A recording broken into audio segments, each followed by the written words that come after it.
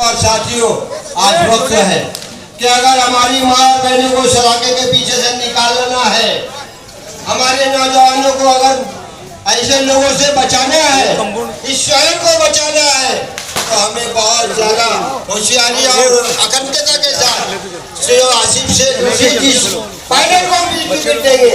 हमें उनको चुनकर भारी अक्षर से लाना है ताकि हमारे शहर का विकास हो सके, हमारे वार्ड का विकास हो सके। दोस्तों और साथियों, यहाँ ये जो हस्तियाँ बैठी है, ये मामूली हस्तियाँ नहीं है।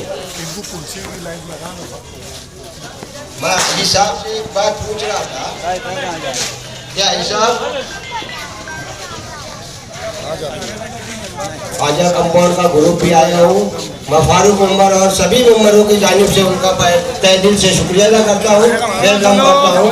तो उनको जहाँ जगह मिली वो बैठते हैं। तो दोस्तों और साथियों, आज वक्त है और सोच और समझ के फैसला लेने का। हमको तजाद में नहीं जाना है कि ये मेरा नहीं, वो मेरा नहीं, ये मेरा नहीं। हमको सिर्फ एक चीज के ऊपर चलना है, जो हमारे लीडर का, जो लीडर ने घोषणा दे दी, आसिफ साहब ने जिसको टिकट दे दिया, हमें उसके लिए कमर कस के खड़ा हो जाना है, वो चाहे कोई भी। फिर भी हम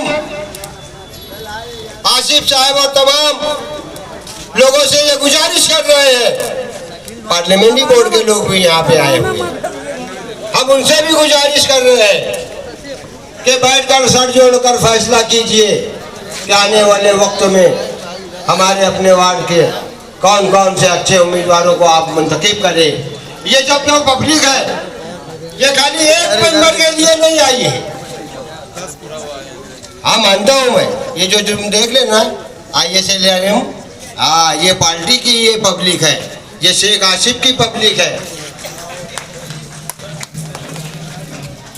ये पार्टी के लोग हैं जो हमारे अपने वार्ड में, यहाँ पे खैराबाद से भी लोग आए हुए हैं,